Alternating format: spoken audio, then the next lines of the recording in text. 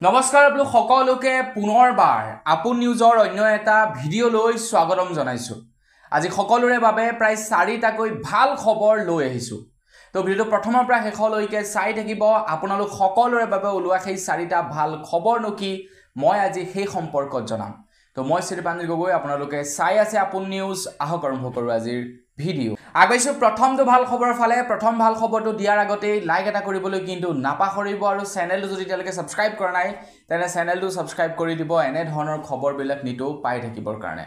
আপোনালোকে বাৰু কি সিম কাৰ্ড চলায় প্ৰথমেই কমেণ্ট ছেকশ্যনত জনাওকচোন।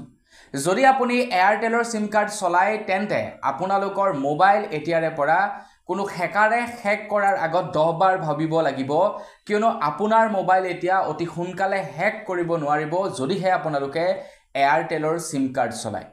নৰ্মেলি আমাক হেকাৰে হেক কেনেকৈ কৰে, যেতিয়া কোনো এটা লিংক আহে আমালৈ কোনো হেকাৰে পঠিওৱা, সেই লিংকটোত যেতিয়া আমি ক্লিক কৰি দিওঁ, ক্লিক কৰাৰ লগে লগে হেকাৰবিলাকে এটা এপছ ইনষ্টল কৰি দিয়ে আমাৰ মোবাইলত, আৰু তাৰ পাছত সিহঁতে আমাৰ মোবাইলটো কণ্ট্ৰল কৰে, আমাৰ মোবাইলৰ OTP, বেংকৰ এক্সেছ সকলোবিলাক লৈ লয়।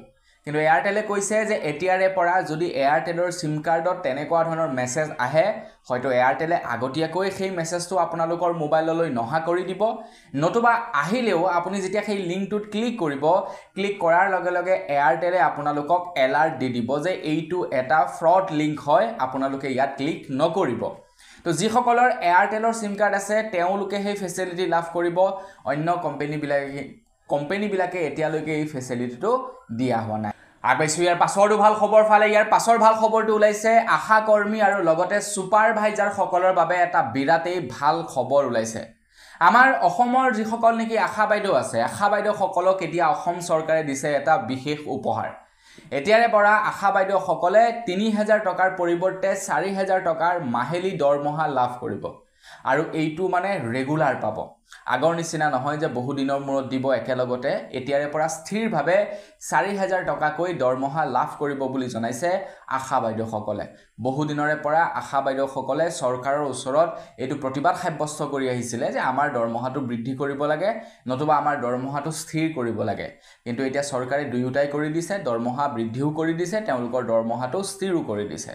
তাৰ লগতে ছুপাৰভাইজাৰ সকলে এতিয়াৰে পৰা 9000 টকাৰ পৰিৱৰ্তে 10200 টকা লাভ কৰিব, মানে প্ৰায় 1200 টকা বৃদ্ধি কৰি দিছে ছুপাৰভাইজাৰ সকলৰ বাবে। তো কোনোবা আশা বাইদেৱে যদি ভিডিঅ'টো চাই আছে কিন্তু লাইক এটা নকৰাকৈ নাথাকিব। আগবাইছো ইয়াৰ পাছৰটো ভাল খবৰ ফালে। ইয়াৰ পাছৰ ভাল খবৰটো ওলাইছে সকলো অসমবাসীৰ বাবে, সকলো প্ৰতিজন অসমীয়াৰ বাবে ইয়াৰ পাছৰ ভাল খবৰটো ওলাইছে। আপোনালোকে হয়তো জানে যে আমাৰ অসমৰ মাটি বহু লোকে দখল কৰি আছে। চৰকাৰী মাটি বৰ্তমান সময়ত দখল কৰি আছে। এতিয়া অসম চৰকাৰে জনাইছে যে আমাৰ সত্ৰৰ যিমানবিলাক মাটি নেকি দখল কৰি আছে, সেই মাটিসমূহ মুক্ত কৰিবৰ কাৰণে বা বেদখল মুক্ত কৰিবৰ কাৰণে এতিয়া এখন কমিটি গঠন কৰিব বুলি জনাইছে, এখন আয়োগ গঠন কৰিব, আৰু সেই আয়োগখনে এতিয়াৰে পৰা চোৱা চিতা কৰিব অসমৰ সত্ৰৰ মাটিবিলাক কোনে কোনে ক'ত ক'ত দখল কৰি আছে। বহুত জেগাত গোৱালপাৰাত আছে, ঠিক তেনেকৈ বহুত জেগাত আছে য'ত নেকি সত্ৰৰ মাটি দখল কৰি আছে বিভিন্নজন লোকে।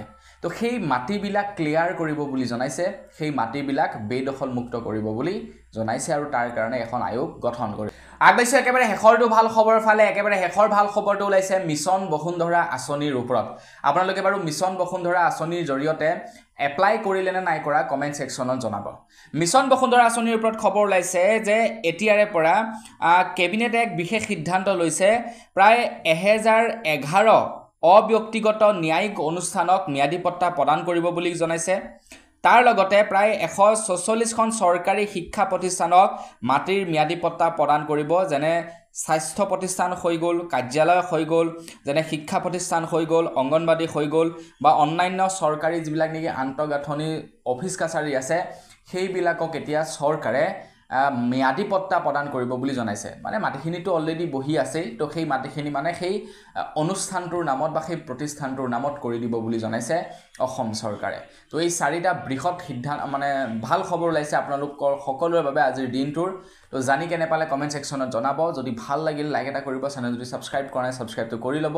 পুনৰ এটা ভিডিঅ' লগ পোৱাৰ আশা দিলোঁ। বিদায় মাগিছোঁ, ধন্যবাদ, জয় আশা।